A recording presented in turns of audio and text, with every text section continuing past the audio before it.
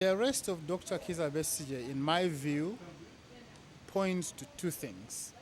First, what we call transnational repression. See, Ugandans thought if they run away, go to some countries, they're going to be fine. I think we're entering into a new phase where the Ugandan state is demonstrating that they're capable of transnational repression. With the complicity and cooperation of the allies in Kenya, what they've done clearly violates the rights of Dr. Kizza Besigye and Haji Hobet Kamlegea. Secondly, that should point to you to the extent in which this state is going to go to deal with its opponents, perceived or real. Kizza Besigye is just an example of what's going to happen to many Ugandans, especially Ugandans in the diaspora. And I can tell you, watch what's going to happen to Ugandans in Kenya, watch what is going to happen to Ugandans in South Africa. In other words, in all the countries where you've seen their Commander of Defense Forces meeting with our Commander of Defense Forces, there is a choreographed plan to deal with the diaspora community because they think the diaspora community is the source of support financially and otherwise for the Ugandan opposition.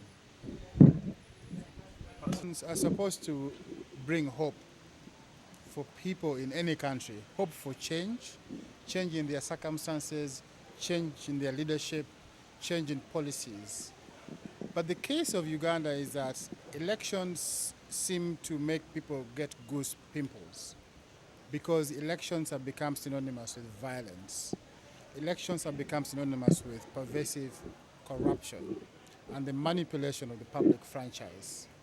It is going to a point at which you don't even believe if your franchise counts or if your vote really counts. And so elections drove fear in people. In our particular situation, we are going into the next election without addressing the question of violence that occurred in the last. The people who committed crimes against Ugandans are still in office. It is not inconceivable to think that the same people will do the same things. So we are going into an election without finding closure for what happened in the last. There are still people who are allegedly disappeared. There are people who are walking with scars on their backs as a result of torture. There are people who are in imprisonment for what many of us believe is unjust imprisonment in a military court system. We have people who have been forced to confess to a crime they say they didn't commit simply because they've been in prison far too long and they were uncertain when they'll have their day in court or if they'll get justice at all. So leaving these issues unaddressed does not give us any hope that the next election will be any better. But secondly, you're beginning to see the symptoms of violence way ahead of the election. You've seen the way that security officials treat innocent civilians protesting on the streets. You've seen the way the security agencies have treated journalists who are covering protests or covering public demonstrations. These signs do not portend for good elections. It shows, in my view, that the next election will be violent, if not worse, than the past election. And so we all worry for it.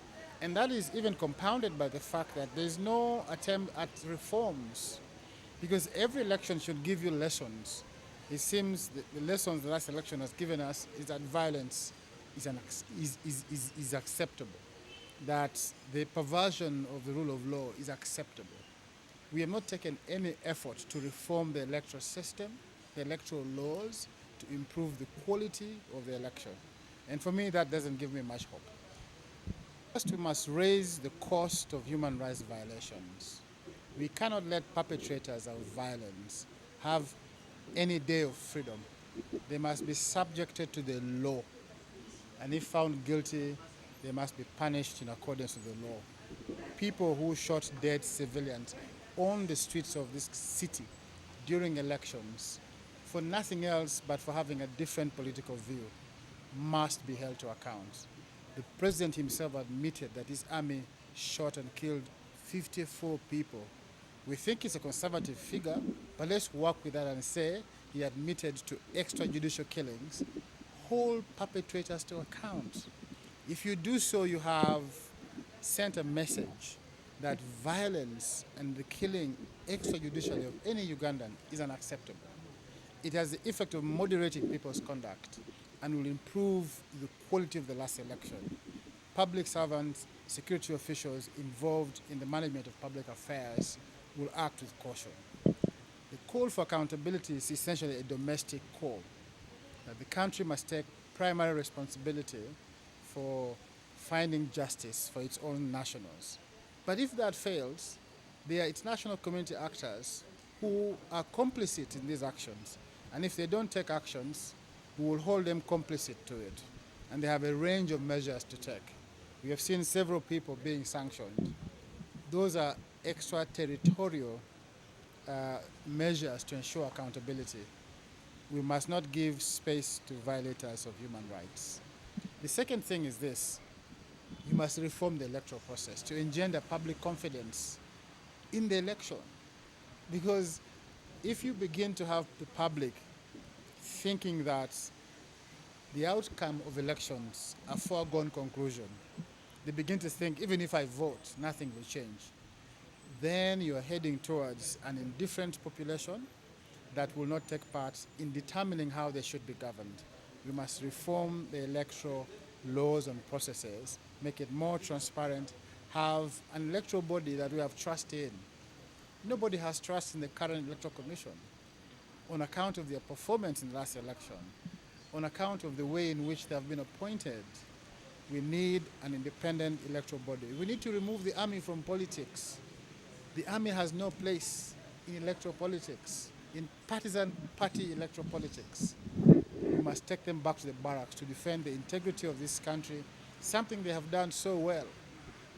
To an army man, the person on the other end of the barrel is an enemy who must be decimated and killed, not a citizen exercising his or our fundamental rights. The army has no place in politics. The civil society is in retreat, it's in disarray.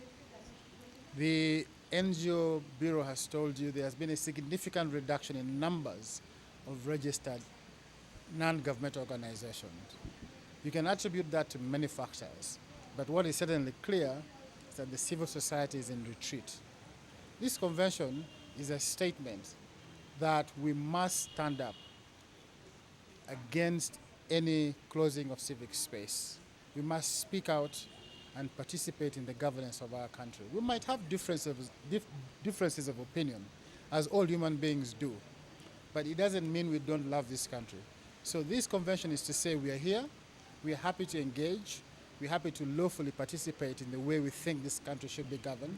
We might differ in opinions, and we must engage to bridge those differences for a better country.